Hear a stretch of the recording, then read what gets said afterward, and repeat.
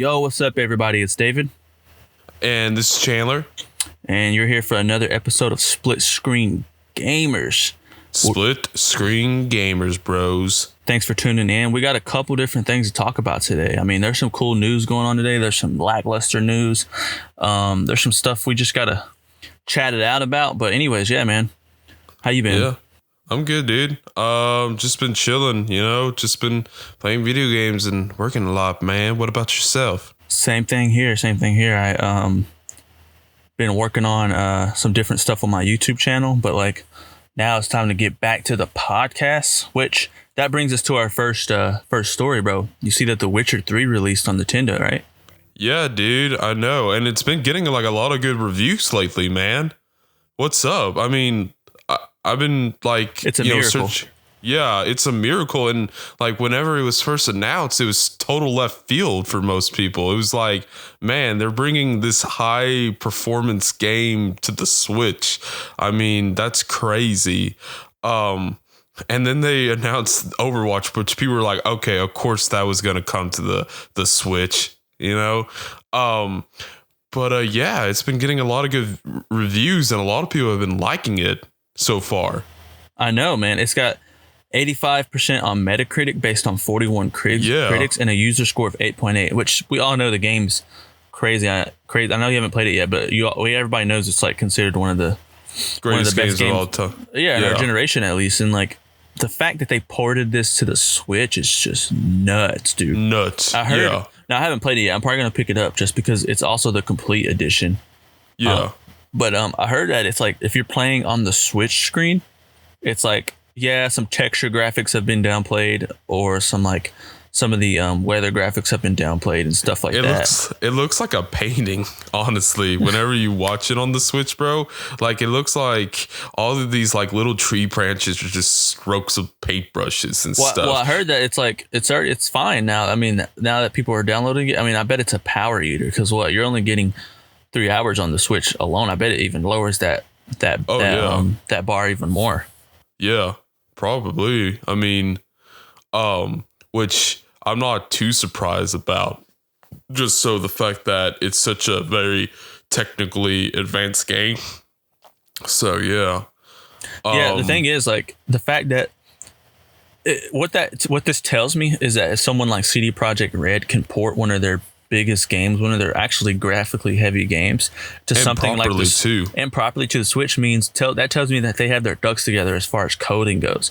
Because we talked about this in the last episode and how they couldn't even port Red Dead Redemption to PC because it was a coding nightmare.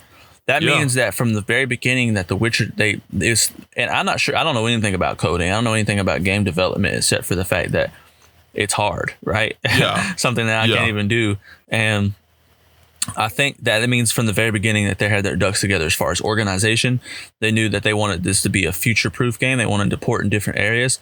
That means that if CD Projekt Red is doing this now with The Witcher 3, it means that they're going to do it with Cyberpunk 2077, and we might even get like a freaking port to the Nintendo Switch. And by the time that game is in its lifeline, that Witcher 3 is, there might be a new, more powerful Nintendo Switch that can handle even more graphically heavy games like Cyberpunk 2077. Oh, you make a really good point there, dude. I mean, if they can port The Witcher 3 to Switch, there's a likely chance that they'll port Cyberpunk 2077 there too, which you make a really good point, dude. Now, let me ask you this. Do you think they're going to port the previous Witcher games to the Switch? They can. I mean, and they're not as advanced as the third game at all. To be fair, because if you see the first game, it's like, oh, that's obviously like not, comparable to like the most recent Switch or just how it looks and feels and it plays. But I would actually straight up pick up the Switch if that was the case, because I really want to like play those games in chronological order instead of just starting at 2 or 3, Mm-hmm. But that's just me, man. I think it would be really fun or really interesting if they do that, because, speaking about the Switch, man, you've noticed all these ports that are coming to it. Like it's like a tidal wave, a tsunami of them recently.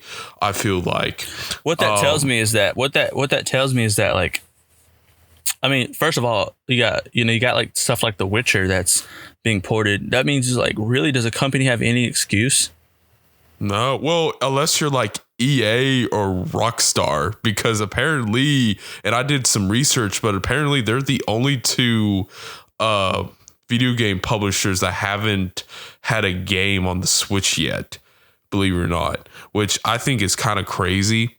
But at the same time, it's like, you know, a lot of their older games, like for instance, Rockstar's games, like you could export or port Bully on there, or the original or the first Red Dead Redemption game, or even some of the older Grand Theft Auto games do it, because they're not technically advanced or anything. They're not this not generation. Yeah. And that's what a lot of people's concerns are with a lot of games that come out for the PS4 or the Xbox, is the sheer fact that they're not, you know, they're not like, you know, games that aren't like downgraded or anything. They're like very highly advanced, you know, highly coded, you know, pretty looking. But if they hear it coming to the Switch, they're going to assume, oh, it's going to be a downgrade because of it, you know?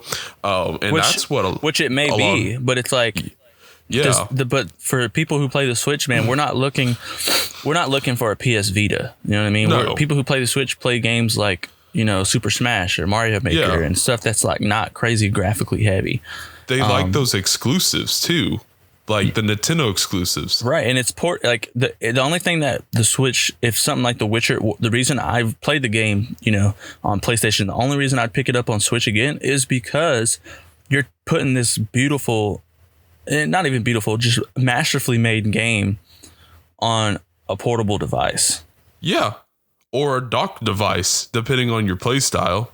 Yeah, but that's what I'm saying though. It's like, I see what you're saying, but like dock is, I can just play it on my PlayStation and get or Xbox or PC and get it, you know, in super good quality. But the whole reason for it being ported to the Switch is that if I have a plane ride, or I'm at the gas, or if I'm at get my oil changed or something like that, I could play this expansively, beautifully written video game. The complete edition as well, all the DLC on the go. Like, that's the whole point. And that's the reason, like, I feel like people like Rockstar and Ubisoft and EA, these open world guys who have these huge, expansive games, don't really have an excuse to say, oh, we don't do it because it's too big. Bro, The Witcher did it. Yeah, The Witcher did it, and it's coming from like a very small developer too, like CD Projekt Rim. Like, yeah, they're just now getting to a point in which they're considered like a big guys, but like still compared to like Ubisoft or Take-Two Interactive, come on now. Come on. Well, yeah, but interesting enough, so this is like an older topic, but like Dragon Quest 11, you know, it came to the Switch too. And I just now beat that game like yesterday, dude. And on the Switch it's called Dragon Quest 11S for, you know, Switch. But pretty much it's like the definitive addition to that game, because it adds all these features, all this extra in-game content. You can marry other characters now. You know, that's a game you can marry your companions and stuff. What? Yeah, I know. There's more battle features, and all this other stuff, and the game still looks pretty on it. Like, there's a little bit of a downgrade, but it's not like drastic or anything. And that series, interesting enough, was a series that was originally released like on Nintendo consoles, like the NES and stuff. So it's kind of poetic how it just came back to that, you know, that company's console, you know? But yeah, what's another high profile game that came to, because I know Overwatch is on it, and people came to it. They've been playing crazy. Like, people have been playing crazy on that. Actually, now that you speak of it, let me see. Because I know Overwatch, and then I'm trying to think. There's some more big games that got ported to it. Wolfenstein. I know Wolfenstein. Oh yeah, Wolfenstein. Which, speaking about Wolfenstein, that's a gorgeous game on the PS4 and the Xbox. That game is, I mean, beautiful. I guess this seems like it was a no-brainer for them to do this, but Rocket League. Rocket League. Oh yeah. I mean, Skyrim. Oh yeah, Skyrim. But that was one. from last gen though. Yeah, but still, it's like that's a hefty game in itself. Yeah. You got Skyrim. You got L.A. Noire. I know that was last gen as well, but that was a beautiful game. Yeah. You got this is all the like Bayonettas and stuff like that, but Dragon Ball Fighter Z, Dragon's Dogma, Dark Arisen, Stardew Valley, Minecraft, The Binding of Isaac. All these games seem like they're no-brainers, except for like Wolfenstein 2, like you said, Doom and stuff like that. Wow, cool. Because Wolfenstein, it's not an open world game, but yet like the second one and definitely the first one, they take up like 60 gigabytes on my PS4. Like they're massive files. Yeah. But they're just like gorgeous looking games, so that's probably why. But Doom came to it.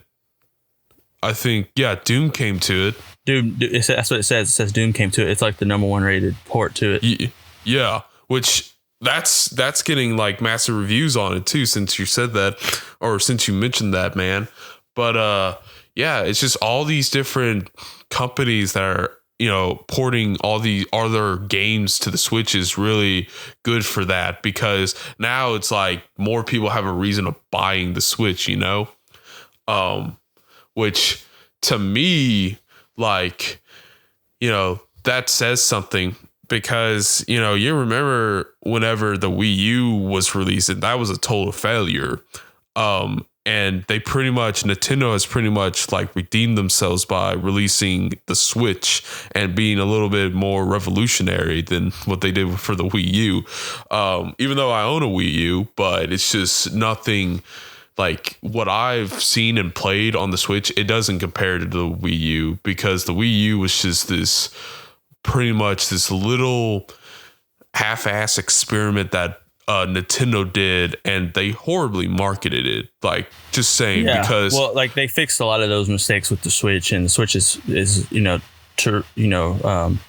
horrendously successful because of it. And it's I mean, I think this is good for the Switch. I think that games are being, game developers or publishers are being pressured to say, like, we need to find some type of way to port this to the Switch console, because that's what gamers want.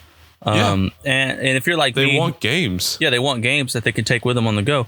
And what do you think that says for something like Xbox? I mean, Xbox Cloud or something like that. Now I know it's different. Like, you get to play on your phones and all this crazy stuff, streaming service. But like, if all your games are ported to this, actually no, because you'd have to buy it for each console. Yeah. So that doesn't make any difference. Nah. But I mean, go ahead. But since you mentioned about, like, is it called the X Cloud? It's called the X Cloud, correct? It's called X Cloud, yeah. It's okay. Like it's the competitor to all these streaming stuff like PlayStation Now or Google Stadia. Right. See, to me, whenever this happens, and it might not happen, we don't know, but whenever they make that giant leap, whenever Nintendo and PlayStation 4 and Xbox makes that leap to just streaming and no hard copies whatsoever, then that's going to like change the climate here, dude. You know what I'm saying? Mm-hmm. But it's a matter of when like the rest of America's internet is capable of like supporting high speed gaming, which, on another note, we were going to talk about Google Stadia, right? So this is from 9005 Google. Sorry if I don't pronounce that right. It's kind of a weird name. You're good, dude. But yesterday a few days ago at the freaking Everything You Need to Know Before Launch video that Google put out, they announced that the Stadia controller won't be wireless compatible to each device except for the Chromecast. The Chromecast Ultra first, because they said that they're having some problems. So you won't be able to because from the very beginning they said you can seamlessly switch from the Chromecast Ultra to a PC or to a phone or whatever you're using, tablet, any type of thing in the controller. But now they're saying you might have to plug in the controller and reconnect it via Bluetooth or whatever, or a cord each time. Which look, here's the thing, and I want to get your thoughts on this, but here's the thing: it's like the Stadia is having this Founders Edition release. Let me see. It's like they're having this Stadia Pro part of the Founders Edition thing, where like it's coming out in November, and it's like 120 something or 50 something. Yeah, it's $129 where you get the Chromecast Ultra and the subscription, right? And then the controller. Bad. Not good, but they're having this thing, and it's like everyone knows, because Stadia base, the free version, is coming next year. Everyone knows that this Founders Edition is beta. Yeah, it's just a different way of saying beta. Founders Edition. Right. You know what I mean? So it's like it's just them. They're going to test the waters. I expect. First of all, I don't know if we haven't talked about Google Stadia at all, man, and like I'm really excited for Google Stadia. Like I want it to be successful, because if I want it to like change the climate. Me too. I really do. Me too. Yeah. And I'm set up for this type of thing already to the extreme. And let me explain. I have 3 Google Homes in my house. I have 3 Google Homes. I have every TV is connected to a Chromecast. I use every Google product you could imagine, and you're a Google fanboy, bro. Yeah, I also own a Google Pixel. Yeah, and it's only available to the Android device right now. I think only to the Pixel, if I remember correctly. Maybe not, but it's not available to iPhone or Apple products off the jump, which I think is they need to work on that really quick, because a bigger portion of their climate's going to be there. But but yeah, like I'm so ready for this, and we all know Google's track record, right? You got Google Plus, social thing that they tried and it failed. They have a lot of different things that have failed. But one thing I think that Google did right was they had made YouTube, which was figuring out how to stream tons and tons and tons and tons of unfathomable amounts of hours of footage for 4K or below, and even more sometimes. That's a really good point. Yeah, if anyone's going to get it right, if anyone's going to figure out how to do the gaming thing streaming wise, it would be Google. They did this before with video, with YouTube. If anyone's going to do it, it's them. Yeah. They have the resources, they have the team, they have the experience, and they have the platform or I guess resources again to do something like this. So I really hope that they get it right. And even if they don't get it right, I already know that they have we're talking about a 5 to 6 year commitment into this project. Yeah. They're not gonna put this amount of years into it to just like say, oh, it failed. Yeah. I see. Let me ask you this. Do you think what is a red flag do you see of the Google Stadia? Like, what is something you fear the most, I guess, is what I'm trying to say. Like something like you see, like they'll announce or something and it's just like, this might not work out. It's just what I'm trying to ask. Red flag, I think. Yeah. Well, I think it comes down to the basis of what Google Stadia is. If we all get on Google Stadia and it doesn't run smooth and it's lagging, it's done unless they can fix it really quick. Yeah, because that's everybody's concerned about it, because they did that presentation and press conference and whatever, and like they released their website and they gave out like a description of how powerful your internet has to be in order to run like 4K or 1080 and stuff. And I was like, a lot of people don't have that high speed internet. Like, no, I do, because I have EPB, but like the rest of America or some parts of the world, they don't have super high speed internet, and definitely, here in the States, because technically we're behind in terms of internet speed. So it's just one of those things, dude. But I really hope it does change the landscape, just the sheer fact, because whenever the first PlayStation came out, and whenever they announced that they weren't doing like cartridges, they were doing CDs, that revolutionized a lot of like ways that gaming has been published and stuff because of that, and because you can have more information stored on a CD than you can on a cartridge. So it's just really cool going back on that. But yeah, I agree. And that's the thing, is like there's a lot of countries that it would not be viable. Like there's a lot of countries, third world countries, second world, whatever. Like there's a lot of countries that just don't have the ridiculous amounts of speed. When I was in Iceland, man, they had go ahead. No, I just heard. I hear stories of how terrible Iceland's Wi-Fi is. It is. It's absolutely terrible. And if you're out there trying to play Google Stadia, you might as well call it a wraps because like it's not going to work. Now they are getting fiber optics ran through the whole island. Oh, that's nice. That's pretty dope. So the speed's going to be freaking ridiculous once they get that out there. But like that's a huge thing. And how do they do that? Like they haven't given us sure answers in how they're going to solve that specific problem yet. See, what they should have done is they should have just established it in certain regions, like here in the States first, see how it does, and then release it to other country. You know what I'm saying? Because, there's no telling if it's going to succeed or fail. I mean, they're just gambling right now. But yeah, I'm just curious of what your thoughts on it were. Yeah, I really want it to work. If it does work, it's better for gaming in general. More competition is better. Plus, they're not only being a streaming software, they're also becoming a game. They're having their own third-party games development. So, like, I'm excited to see what their exclusives and things like that look like. But man, I'm a little iffy about it because I feel like they're holding back a lot of information.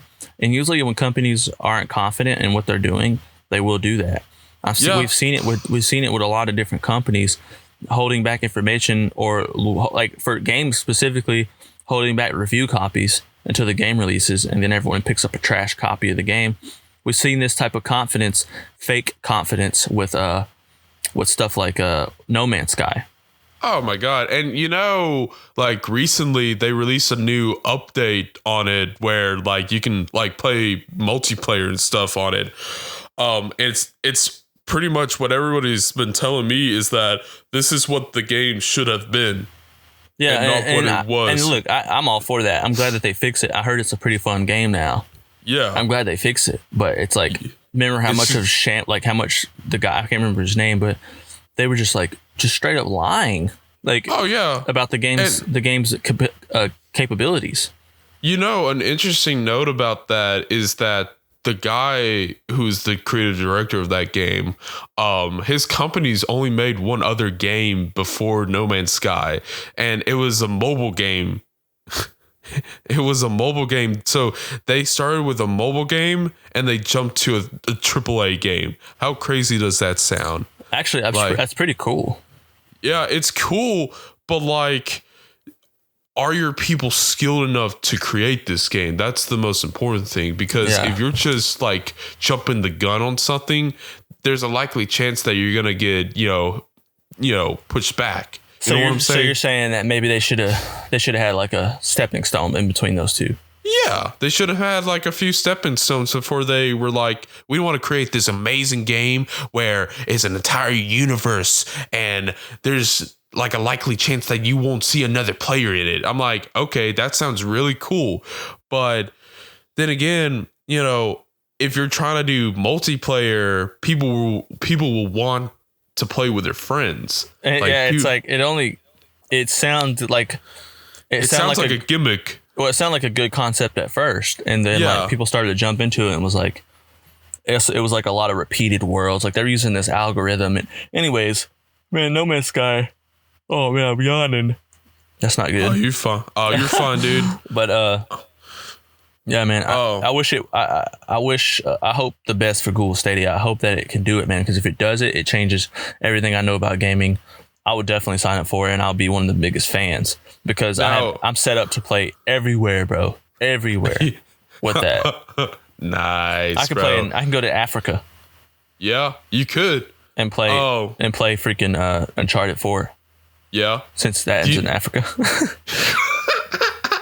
But that I recently subscribed to Apple Arcade. No. I haven't heard much about Apple Arcade. Tell me about it.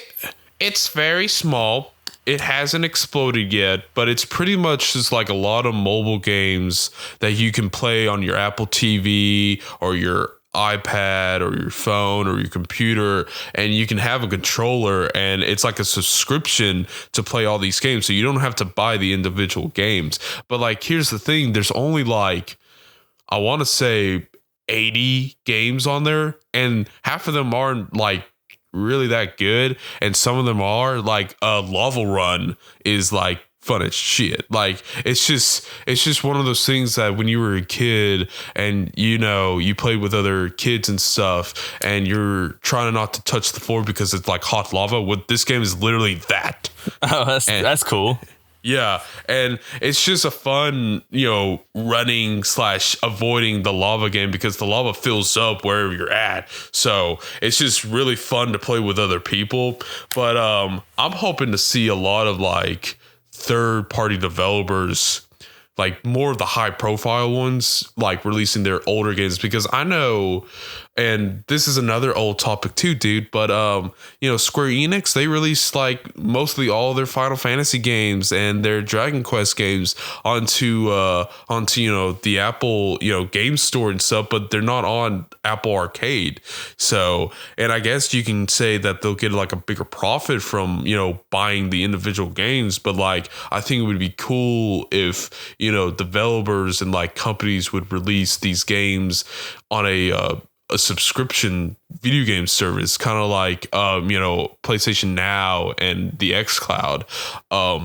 But I'm hoping for more, Mm-hmm. Yeah. But yeah, that's the thing. Is like, also off the rip, what are we getting to play Assassin's Creed Odyssey on Stadia? Yeah. Like, come on now. Like, Odyssey is kind of, its lifespan is starting to go away. Yeah. Like, that's another thing, is like, we gotta see some, I don't know, man. I'm hoping it works, but so far, from a person who thinks logistically and from a place of objectivity, I think that they need to do more to convince more gamers, because not everyone's a Google fanboy like me. No, they need to convince I'm an people Apple fanboy, bro. They need to convince people like you, and convince people like everyone else who knows Google's track record and thinks that they're going to fail on this, and they can figure out a way to do it. Also, I love there's a lot of things about Stadia that I love, man. Like the fact that you can watch a guy on YouTube. Have you remember that feature that they announced? Yeah, that's really cool. That. Like watching someone play a Let's Play on YouTube, and then you can click the icon and play that game either with them or just play it in general. Or you can if you're having a problem with a certain area of the game, you can hit the button and it'll like show you a YouTube tutorial on how to walk through it. Like cool stuff like that was super dope. Yeah. Which, now that you mention it, like watching a YouTuber play it and like having the option of like clicking on the game and play with them is actually pretty useful, because there's sometimes when I'm playing a video game, dude, and I'm getting stuck in a location or an area and I'm not sure what to do, I would just watch a walkthrough. Exactly. So that's really useful. That's actually really cool. You know what I want to hear, and this might be crazy, and you've kind of made kind of a like an assumption about it, or like a joke about it to me once, but like, you remember when Bungie left Activision? What if Google Stadia, or just Google bought Bungie to create games for just Stadia? You know what I'm saying? I don't remember our conversation about that, but that would be nuts. Oh yeah, it was whenever we were filming Finding Mark and we were eating lunch and stuff. I think you said it like that, but maybe I forget what caused it. But yeah, that would be nuts. And it would be nuts because, Microsoft has been buying all these different companies or developers to make games exclusively for the Xbox, because, it's been lacking. So I'm curious about like games that are just coming to Google Stadia exclusively. You know what I'm saying? Yeah, I feel like they got some tricks up their sleeve, but like, do they? That's the thing. It's like, I hope they do, but like, does Google really? I don't know if Google really has that connection to the gaming industry. They don't. They're more of a tech guys. They're tech guys. Like, not sure how to help with this. Oh, hold on. What was that, bro? That was my Google phone. That was your Google phone. Oh, it knows. It can hear us, people. Oh no. Let me turn it off. Yeah. See, right. I feel like Google's trying to spy on us, That's probably what it is. They're trying. Yeah. They're like, it's like, I don't know. Like I said, you don't have any connection to the gaming industry, and it goes, I don't know what to do to help with that. Yeah, we know you don't Google. That's why we're questioning you right now. We're questioning you, damn it. Anyways, man. Yeah, I hope they got some tricks up their sleeve. We'll see. Yeah. We'll see what comes of it. I'm definitely going to be hopping on it at first to see how it works out, but I'm not an idiot. If it doesn't work, I'm not going to do it anymore. Yeah. I mean, and plus you got to spend money on it too, so. Right, and then it's like also you don't own your games. If you don't, like, I want to be able to own my games as well. Like, that's frustrating. Like, if I want to keep Assassin's Creed Odyssey for a lifetime, I want to keep it for a lifetime. Yeah. Yeah. But yeah, dude. On another topic matter, Medievil. You heard about that game, David? I have, yes. The recreation of Medieval, right? Danny. Yeah. Or Dan. Yeah.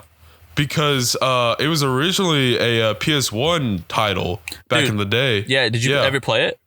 No, I never played it, but I wanted to as a kid because me and my brothers, we had a PS1 back in the day, but we never really got a lot of games for it because whenever we bought the PS1, the PS2 came out.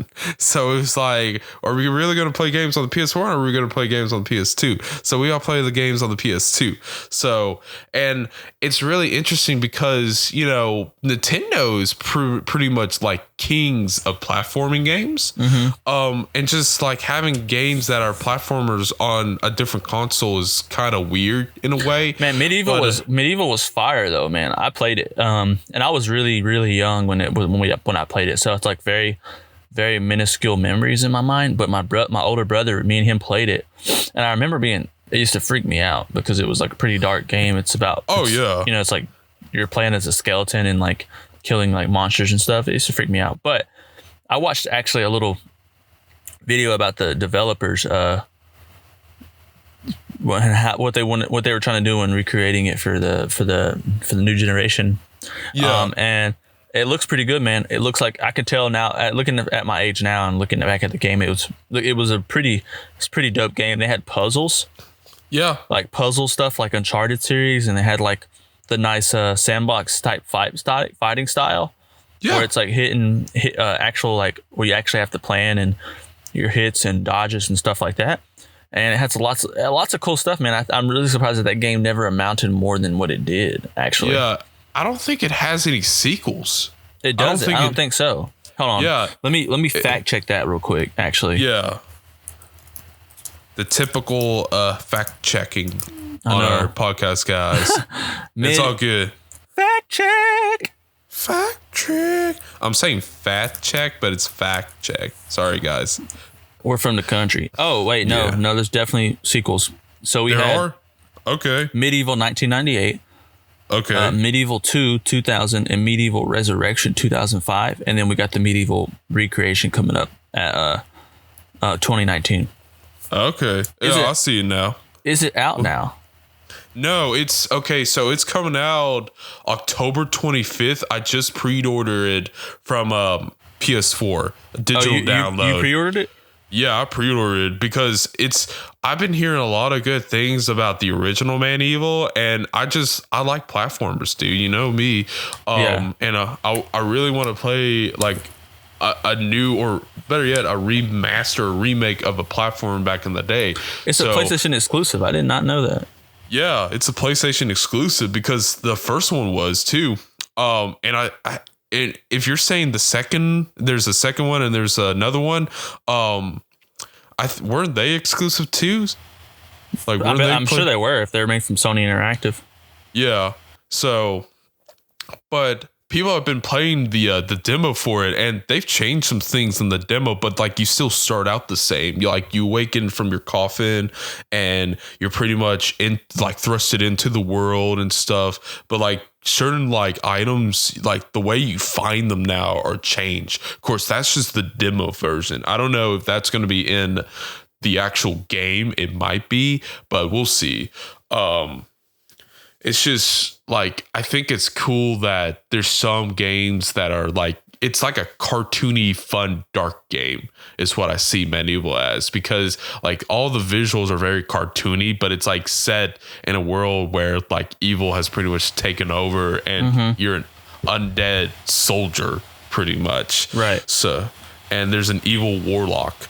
So it's just really cool, and I can't wait for the game to come out, this October, so I can try and play it and stuff, because it looks pretty. And like, judging from the original PS1, I mean, there's not really a comparison, but like, they really did like a fantastic job. It's kind of like the way, or the same way that they did Spyro or Crash Bandicoot, because those games look gorgeous as like remakes and stuff. And Final Fantasy VII. So yeah. The developer is Other Ocean. That's the developers? Yeah.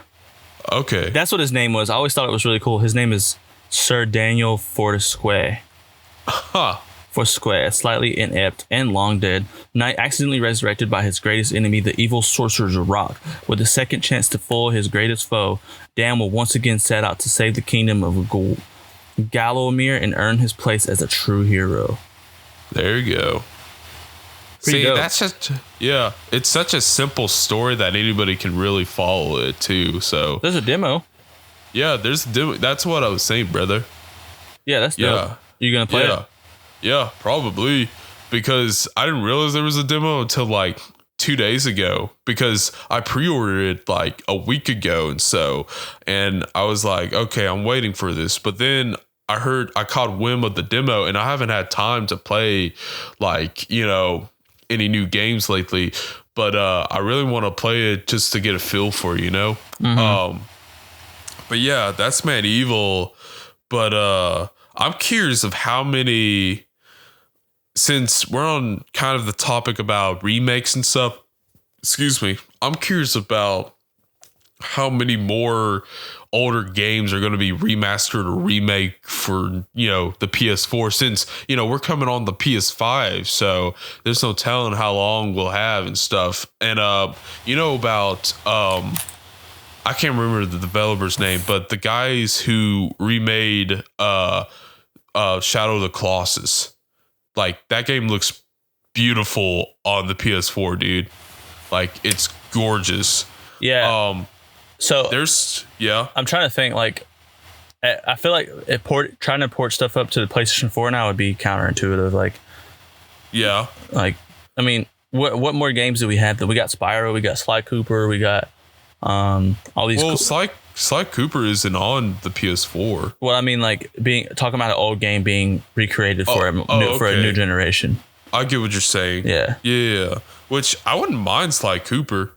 I mean, I know we've talked about for a bit and stuff, but I mean, they already have Jack and Dexter, like all three games on the PS4 as like older titles. They're not like remakes or remasters. They're just older titles that you can, acquire trophies in. Which, speaking about those games, whenever I had my PS3, I got the platinum trophies on both Jack and Dexter 1 and 2, which 2 is supposedly 2 is like the hardest of the three. Mm-hmm. So that's saying a lot. But yeah, dude, you're right about the counterintuitive thing about, exporting all these games to the PS4 and stuff. But I don't know. It's just really interesting how like the PlayStation 4 isn't backwards compatible, but yet, and I was thinking about this last night, but yet like you can still like export or port older games to it. But like, here's the thing, like people emulate games all the time, Mm-hmm. like on their PCs or their Macs and stuff. And all they do is just, put a DVD or put the game into like their computer and like extract the coding from it. I don't understand why we can't do that for like PS4 game, or not PS4 games, but older titles. You know what I'm saying? It makes no sense. Yeah. But that's my thoughts on that, dude. What's yours? I think that if there's probably tons of more games that could probably come, and companies will continue to do it no matter what. Because I mean, I'm down for it. Like, I understand. I just think it's like how many. I mean, I do wonder what the sales are like for stuff like this. Because from a gamer's perspective, I would love it, but from a business perspective, it seems like it would be not too profitable. I mean, you are. I guess you are making money off a game that was created a long time ago. It's the nostalgia. It's the nostalgia. It's the nostalgia, and it's also the fact that some people might have not have played those games back in the day. Yeah, and they want to try it out. Yeah. That's the thing. Yeah, I mean, I'm all for it. Like, I think it's super dope. But I want to see new titles. Yeah, I'm a new title type of guy. Yeah, I want to see new titles. Like, platforming games are not dead. Like, we can come out with some. I mean, we do have these new titles. You know what I mean? We got stuff like Splatoon. Yeah, which Splatoon is like blowing up right now. I know. Which is awesome because you know how long it's been since Nintendo has created a new IP? I would say since like maybe Animal Crossing or Pikmin. Maybe. But that's just on my thoughts on that. That's surprising too because it shows that they really put a lot of time and thought into their exclusive. Yeah. Because they know like a lot of people buy the Switch, and we're coming back on the Switch, guys. Because of like a lot of people like their exclusives. They want their Marios, they want their Legends of Zeldas, they want their Donkey Kongs, they want their Super Smash. Yeah, and that's fine. Like that's me, honestly. But that's also a reason why people wouldn't get the Switch. Because they're only just exclusives for Nintendo and they want to play other games. So, you know, but yeah, dude. What else did we have on the agenda, bro? I think that's, man, I mean, what's going on in the gaming news these days is pretty slow. I mean, what's crazy is everything's going to pick up like super fast next month because all this, they got Death Stranding and Red Dead for PC coming out. And I think there's more games. Yeah. Here, let me actually another fact check. There you go. Another fact check. Let me see what's coming out in November. And we got let's see. Okay, so these are 2020. Let me see 2019. Bro, what's up, bro? I wish we had more spooky games coming out this Halloween. Yeah, like Medieval. Yeah, 25th. Well, I mean, Death Stranding's kind of a spooky game. Yeah, that's November though. Yeah. But I guess it's in the same vein. Yeah. Okay, so we got what's coming. We can actually, you know what? Let's just go into a new segment, bro. Yeah, bro. New games coming out. What do we want to call it? Let's just make it up right here on the spot. Right on the spot. I would say level 2. No. I would say level up. Nah. See, guys, this is what we're doing right now. We're coming up with it on the spot. If you have any good recommendations for what we should call when we announce new games that are coming out, let us know. What do you think a good name is? Level 2, I think sounds pretty cool, but we got something a little bit more straightforward. Yeah. People were like, we'll come up with something. So what's today? The day is the 20th, right? So yeah, we got, oh snap, bro. We got WWE 20K 2020 coming out on the 22nd. We got Call of Duty Modern Warfare on the 25th. What? Yeah, dude. Okay, Medieval 25th. The Outer Worlds October 25th. The Outer Worlds. Yeah, that one sounds cool. The Atelier Ryza Ever Darkness in the Secret Hideout, October 29th. Disney Classic Games, Aladdin and the Lion King, October 29th. Super Monkey Ball, Banana Blitz. Super Monkey Ball. Dude, I love that game. 29th. Dude, and Yakuza 4, October 29th. They got a lot of games on the 29th. Nice. Games that are coming out on November 1st, The Legend of Heroes, Trails of Cold Steel Part 3. Sweet. Just Dance 2020 is coming out on November 5th. Everyone's going to get that one, dude. November 8th, we got Death Stranding, which is super stoked. Need for Speed Heat, November 8th. Go ahead. Hopefully we'll do like an exclusive episode on Death Stranding. Yeah, hopefully. Yeah. Go on, bro. Star Wars Jedi Fallen Order, November. Oh, dude. Yeah, that comes out on the 15th, November. That hasn't been getting a lot of attention, though. I know, weirdly. Yeah, weirdly. I mean, it's going to sell, though. Yeah, it's going to sell like crazy. I mean, since it's a Star Wars game and stuff, so. But people don't like EA. Shenmue 3, November 19th. Shenmue 3. Sniper Ghost Warrior Contracts, November 22nd. I would just say upcoming games. Yeah, upcoming games. Yeah. All right, guys. Well, I think we just cut it. We cut a short episode today. Yeah, dude. There wasn't a lot out there today. Not a lot out there, but I always enjoy talking about what we do have. Oh yeah. But straight up. And like interesting thoughts, dude. Yeah, dude. Well, I guess this is when we're gonna sign off, bro. Signing off. All right, man. Talk to you later. Talk to you later. Peace. Sign off. Hey, what's up, guys? Thanks for tuning in and listening to this episode of Split Screen Gamers. We're trying to expand the podcast. There's a lot of things we want to do. We have ideas. We want to go to cons. We want to play games and give you guys reviews. The thing is, if you want to support the podcast, we do have a Patreon at patreon.com/splitscreengamers. Everything is welcome, but if you don't have it, just tuning in is just enough for us. We love to have you guys listening in, and we hope you enjoy the podcast. Also, if you'd like to ask us a question, feel free to email us at splitscreengamingworld@gmail.com. We'd love to hear from you guys and hear your thoughts, or if you'd like to do some Q&A stuff, we'll feature it on the show. But anyway, guys, thanks for tuning in, and we'll see you on the next episode of Split Screen Gamers. All right, goodbye.